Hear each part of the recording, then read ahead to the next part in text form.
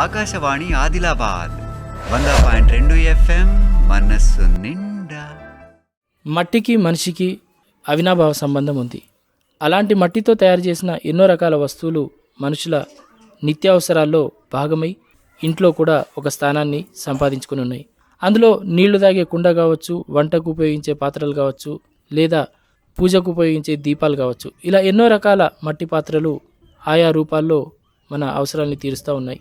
అలాంటి మట్టి పాత్రల తయారీనే ఉపాధిగా మలుచుకొని గత కొన్ని సంవత్సరాలుగా సిరికొండలో నివాసం ఉంటున్న గుగ్గిళ్ళ కళావతి, గుగ్గిళ్ళ స్వామి దంపతులు ఇదే ప్రధాన వృత్తిగా కొనసాగుతూ ఉన్నారు. ప్రస్తుతం గుగ్గిళ్ళ కళావతి గారు మనతో పాటు ఉన్నారు. వారితో మాట్లాడి వారి ఈ అనుభవాల్ని తెలుసుకుందాం. నమస్కారం కళావతి అమ్మగారు. నమస్కారం సారు. అమ్మ, ఇప్పుడు మీరు ఈ మట్టి కుండలు, మట్టితో ఇంకా రకరకాల పాత్రలు చేస్తారు కదా, ఎన్నేళ్ల నుంచి చేస్తున్నారు? అవి ఎన్నేళ్ళ సంది చేస్తున్నారో సారు, కానీ మా మా మామ వాళ్ళ తండ్రి ఇంతకు ముందే చేసిండట. చేసినాక ఈ ఆయనకు శాత కాకుండా అయిందంటే మళ్ళీ మా మామ చేసిండు ఈ కెస్ల కుండలు, పూజ కుండలు. చేసినాక మా మామ కూడా ఇప్పుడు చనిపోయి 20 సంవత్సరాలు అవుతుంది. ఇక మా మామ చనిపోయిందంటే అప్పటి నుంచి మేమే చేస్తున్నాము. అప్పుడు ఇక సంవత్సరంకి ఒకసారి పూజ కుండలు చేస్తాము. ఇక అవి అయినాక ఇవి ఏమన్నా పెళ్ళిళ్ళు అవి ఉంటాయి కదా, అవి వేసుకుంటా, ఏదో వారంలో కొన్ని వేసుకుంటా, ఇట్లా అంగడి పోవుడు, ఏదన్నా గుర్తుండోళ్ళకు ఇంతగా రొట్టె పెంకలు, ఇసుంటి చిన్న చిన్న కుండలు ఇవే వేసుకుంటేనే బతుకుడు. ఇక అంతకంటే ఏమున్నది, ఇక ఏమీ లేదు. ఎవిటికి ఎక్కువ గిరాకీ ఉంటే కుండలు ఎక్కువ చేపించుకోపోతారా, లేకపోతే ఇంకా వేరే ఏమైనా పాత్రలు ఇట్లా? ఏమి లేవు సార్, అంతగానే ఏముంటాయి గిట్ల మీ అసంటోళ్ళు ఏమన్నా అవసరం ఉంటే ఇప్పుడు చూపించినాము చూడు, చిన్న పప్పు కుండలు అగో అవి తీసుకుంటారు అవసరం ఉన్నోళ్ళు. కొంతమంది రొట్టె పెంకలు తీసుకుపోతారు. ఇప్పుడు గొండల్లో గిట్ట పెళ్ళిళ్ళు ఉంటాయి చూడు, వాళ్ళు చిన్నవి కడుముంతలు, వాటి మీద మూతలు, 2 కుండలు గవ్వి. ఇప్పుడు ఈ పెళ్ళిళ్ళ రోజులు. ఇక వర్షాకాలం అయితే ఈ పని నడది చెయ్యము. ఇక వర్షాకాలం గిద కైకిలు చేసుకుంటూనే ఉండు, గింతే గిరాకీ. అంతకంటే ఎక్కువ ఏమి లేదు మాకు. బట్టకు పొట్టకే ఇక ఇది బరోబ్బరే. అయితే ఇప్పుడు మీరు ఈ పాత్రల తయారీకి అవసరమైన మట్టిని ఎక్కడి నుంచి తీసుకొచ్చుకుంటారు? మట్టి ఇంతకు ముందు సారు అక్కడ వేరే జంగల్లో అట్లా కుంటలాగా ఉండేనట అప్పుడు పెద్ద మనుషులు ఉన్నప్పుడు. అవి ఎట్లా కొన్ని వద్దులు చేసిండ్రు, అది ఒక్కటి అయిపోయిందట. మళ్ళీ వేరే కాడ తెచ్చిండ్రట. అప్పుడు మాకు తెచ్చింది. మళ్ళీ కొన్ని రోజులైనాక మాకు తెలిసిన తర్వాత ఇంకొక కుంటలకి వెళ్ళి తెచ్చిండ్రు. తెచ్చినాక అక్కడ వాళ్ళు భూమి వేరే వాళ్ళు వచ్చి గుంజుకున్నారు. వాళ్ళు పట్ట వేసుకున్నారట. మాకు ఇక్కడ ఇయ్యలేరు. ఇవ్వకపోతే మళ్ళీ కొన్ని రోజులు ఎట్లా చేసిందంటే ఇక వేరే కాడ వెళ్తే అక్కడ ఏడ వెళ్తే ఓళ్ళ చుట్టాలు ఉన్న కాడ కొన్ని రోజులు తెచ్చుకున్నాక ఇప్పుడు ఇక పనీలు ఎక్కువ నడుస్తలేవు, చేసుడు కూడా ఎత్తలేరు ఎక్క. అయితే గట్టిని ఇక్కడ కొంచెం చిన్నగా కుంట లెక్క ఉన్నది చిన్నగా. అయితే అందులో కొంచెం వెళ్తుంది. అయితే ఇప్పటి మంది మధ్య తెచ్చుకొని ఇప్పుడు 2-3 సంవత్సరాల నుంచి తోడని చేస్తున్నారు. ఇక అంతకంటే ఎక్కువ నడుస్తలేదు గిరాకీ. అయితే ఇప్పుడు మీరు ఇవి తయారు చేస్తున్నారు కదా, కుండలు, రకరకాల పాత్రలు. అయితే వీటికి మట్టి ఎట్లా ఉండాలి? దానికి మట్టి ఎట్లా చేస్తారు మీరు? అంటే నల్ల మట్టి వాడతారా, వేరే మట్టి? అది మట్టి తెస్తాం. మట్టి ఎప్పుడంటే మిరుగు ముంగట తీసుకొస్తాం. ఒక 3-4 ఎడ్ల కష్టంతో తీసుకొచ్చినాక దాంట్లోకి ఎర్రటి మట్టి తెస్తాం. ఎర్ర మట్టి తెచ్చి ఉంచుతాం. ఇక ఉంచినాక ఇప్పుడు ఇట్లా సీజన్ వస్తుంది కదా, అప్పుడు దాన్ని మంచిగా సన్నం కొడతాము. కొట్టి ఎండ పెట్టినాక పొద్దంతా ఇట్లా మంచిగా ఆరినాక దాన్ని రాళ్ళు లేకుండా ఏరేసి మళ్ళీ అది ఎర్రటి మట్టి సన్నం చేస్తాము. దానికి జల్లెడబట్టి మంచిగా అక్కడ పెట్టి నీళ్ళు చల్లి నానిపి మళ్ళీ జల్లెడబడతాం. అది తెల్లారే వరకు అంటే మంచిగా నానుతుంది అన్నం తరిక. నానినాక మళ్ళీ పొద్దున లేసి దాన్ని మంచిగా విసికి, మన రొట్టె పిండి విసికినట్టు మళ్ళీ మంచిగా మొగోళ్ళు దొక్కుతారు. ఇక అది మేము ఇది తయారు చేస్తే అది తయారు చేస్తారు. ఇక అది చేసినాక మళ్ళీ పొద్దుగల 10 గంటలకు మొదలు పెడితే 5-6 గంటల దాకా అక్కడ తయారు చేస్తారు. ఇక రోజు గింతే పని మాది. ఇట్లనే చేసుకుంటాం ఓడిగా. ఇప్పుడు ఆ కుండల ఆకారం కానీ, పెంకుల ఆకారం కానీ ఇవన్నీ ఎట్లా తీసుకొస్తారు? మేము ఈ సారి మీద చేస్తాము. ఇక సారి మీద చేస్తాము. ఇవాళ కొన్ని చిన్న కుండలు చేస్తాము. మళ్ళీ ఒకరోజు రొట్టె పెంకలు చేస్తాము. ఇంకొక రోజు ఇంకా కొంచెం చిన్న కుండలు చేస్తాం పెండ్లీలై. ఇక 2-3 రోజులు చేసినామంటే పానం మంచిగా ఉంటేనేమో చేస్తాం, పానం మంచిగా లేకుండా పని బందే ఉంటుంది. అట్లనే నడుస్తుంది. ఇక ముందట వాళ్ళు ఇప్పుడు పనులు ఎక్కువ గిరాకీ అయితలేదు, ఎక్కువ చేస్తలేము. ఇప్పుడు ఈ ఊర్లో ఎంతమంది ఉంటారు ఇట్లా మీలాగా ఇదే వృత్తి చేస్తున్న వాళ్ళు? ఇప్పుడు చేసేటోళ్ళు అయితే 4 ఉన్నారు. ఇప్పుడు చేస్తారు. ఇక ముందటోళ్ళు అంతా చేసిండ్రు, శాత కాకుండా పెద్ద మనుషులు చనిపోయినరు. ఇక గిట్లనే ఇవి బాగా వాడు పని కదా సారు. ఇక అంగుడికి నడుము ఖరాబ్ అవుతుంది, కొట్టుడుకు ఛాతి ఖరాబ్ అవుతుంది, దగడు కాడుకు ఇట్లా రక్తం ఖరాబ్ అవుతుంది. ఇక ఎక్కువ ఏత్తలేరు. అందరు బంధు పెట్టిండ్రు. ఏంటికంటే మన కుల కసిపి పని ఖరాబ్ చేయొద్దని బాగా తోడమ చేసుకొని బతుకుతున్నాం. గంతే ఉన్నది. ఇప్పుడు అందరు బంద్ చేసిండ్రు. ఇప్పుడు ఈ సారెకి సంబంధించిన పని వాళ్ళు చూస్తారు? సారికి సంబంధించి మా ఆయన చేస్తాడు. అది ఇక ఈ మట్టి ఏమో మేము తయారు చేస్తాము. అక్కడనేమో సారి మీద మా ఆయన తయారు చేస్తాడు. అయితే ఇప్పుడు ఇందులో ఏ పని కష్టం ఉంటుంది? అది సారే మీద పట్టి చేసేది కష్టం ఉంటుందా? ఇప్పుడు మీరు చేసే మట్టిది కష్టం ఉంటుంది? అది కష్టమే, ఇది కష్టమే, ఇద్దరికి కష్టమే. ఇవన్నీ పోగా అంత పెద్ద దుడ్డు బట్టి కొట్టాలి, దానికి సన్నం చెయ్యాలి. అది మట్టి కూడా ఆరకపోయినా కుండలు చెయ్యరాదు. అందులో కొంచెం మేది తక్కువ ఉన్నా కానీ ఖరాబ్ అవుతుంది. ఎండకు వాళ్ళు వేసుకుంటూ పెడితే మనం ఎంబట్నే ఉండి ఆరిందా ఆరలేదా అని మామూలుగా దాన్ని ఉంచి దాన్ని జాగ్రత్త పెట్టి ఇప్పుడు ఎండాకాలం బట్టలు కప్పి ఉంచాలి. అది కొంచెం ఎండిపోయిందంటే అది ఖరాబే, పారేసుడు, అది పనికే రాదు మనకు. అన్ని మామూలుగా ఉంటేనే అక్కడ పని అవుతుంది. లేకుంటే ఏది కొంచెం మట్టి గిట్ట నానకపోతే మళ్ళీ అన్నం తరిక పలుకు తరిక ఉంటుంది కదా, కుండలు రావు.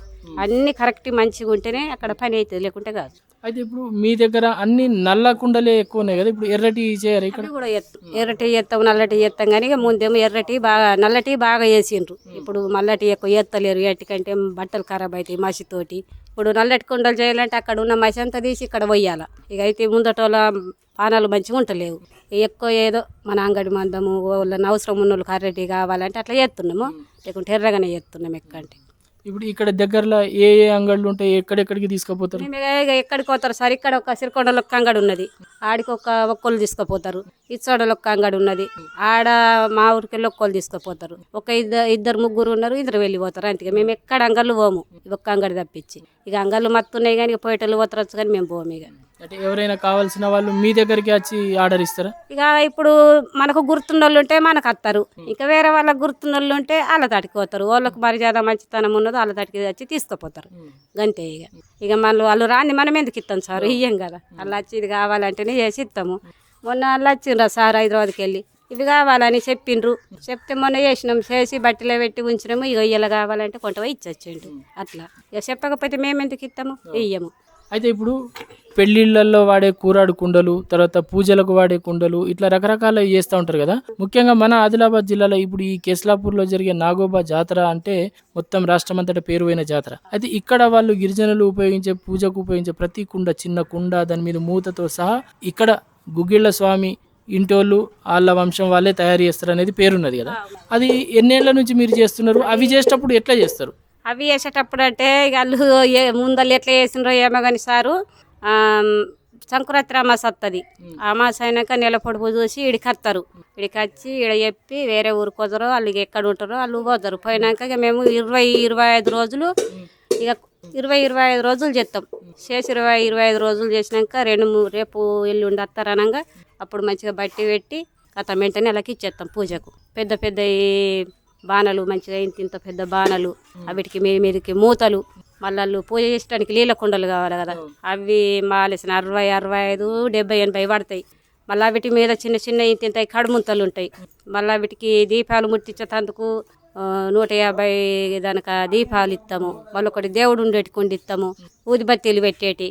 వీటికి ఏమేమి అవసరం ఉన్నదో అవన్నీ వేసి ఇచ్చేస్తాము. ఇక ముందు వేసి ఉంచుకోము ఇంటికాడ బాగా రోజుల సంది. అప్పటి మందం వెంటనే వేసి వెంటనే వాళ్ళకి అప్పగిచ్చేస్తాము. ఇక ఎట్లా తీసుకుపోతారు వాళ్ళు వచ్చి? ప్రత్యేకంగా ఏమైనా పూజలు చేసి తీసుకుపోతారు? ఇక్కడ మేము పూజ చేయం సార్, దానికి పూజ చేయం. వాళ్ళే పూజ చేస్తారు కాబట్టి మేము అన్నమతి చేసి ఇచ్చేసుడే మా బాధ్యత. ఇక అక్కడ పోయినాక ఏమేమి పూజ చేస్తారో ఎట్లా చేస్తారో ఇక అది మనకు తెలియదు. ఇక అది ఎట్లయిందో ముందు ఏమో కానీ మనకి ఏది తెలియదు. కానీ ఇక మేము ఇప్పుడు చూసిన సంధి అయితే ఇట్లా చేస్తారు. ఇక ముందు బండ్లు తీసుకొని వచ్చిండ్రు, ఎడ్లు బండ్లు 7-8 తీసుకొని పోయిండ్రు. ఇప్పుడు అట్లా అత్తలేరు. ఇక వాళ్ళు దూరంకి వెళ్ళొచ్చుడుకు ఇబ్బందులు అవుతున్నాయని మ్యాక్స్ తీసుకొని వచ్చి తీసుకుపోతారు. ఇక మొన్న ఈ సంవత్సరం ట్రాక్టర్ తీసుకొని వచ్చి తీసుకుపోయిండ్రు. అయితే ఇప్పుడు ఇట్లా ఒక ఏడాదిలా లేదా ఒక సంవత్సరంలో ఎన్ని రోజుల పని ఉంటుంది మీకు చేతికి? మాకు ఉంటుంది 6 నెలలు 7 నెలలు ఉంటుంది పని. ఈ 6 నెలలు 7 నెలలు అంటే సార్ అంత ఖచ్చితంగా చేయం కదా పని. ఎప్పుడు పానం మంచిగా ఉండాలి కదా, మంచిగా ఎప్పుడు ఒక తీరు ఉండదు. ఇప్పుడు పోయిన సంవత్సరం కొంచెం మంచిగా చేసినాము, ఇప్పుడు ఈ 7 పానాలు మంచిగా ఉంటలేవు, అంత పని అయితే లేదు. సంవత్సరం అంటే బాగా తక్కువ అయిపోయింది ఇక పని. ఇక ఏడికే ఇప్పుడు ఈ సంవత్సరం అయితే బాగా తక్కువ అయిపోయింది. ఇక మళ్ళీ ముందటోళ్ళ గిరాకులు ఉంటలేవు ఇప్పుడు ఏమి, అంతనే బొట్టకు ఇంతే బతుకుడవుతున్నది. ఇక అంతే ఉన్నది. ఎన్నేళ్ళు అవుతున్నది ఇట్లా చేయబట్టి?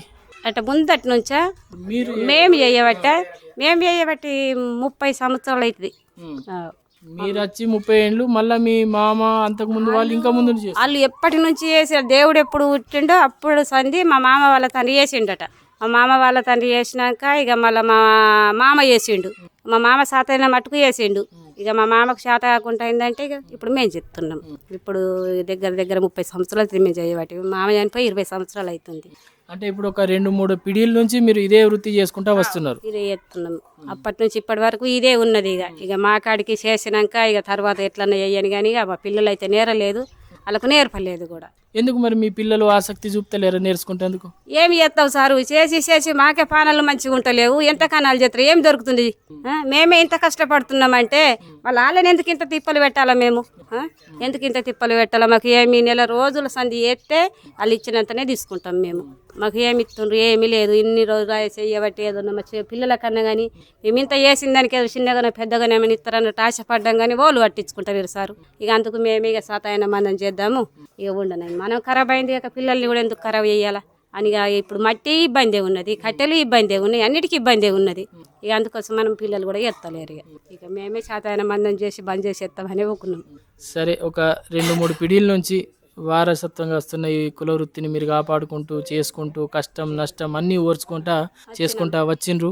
సరే, మరి మీ ఈ అనుభవాలన్నీ మాతోని ఇలా పంచుకున్నందుకు మీకు ధన్యవాదాలు. నమస్కారం. నమస్కారం సార్.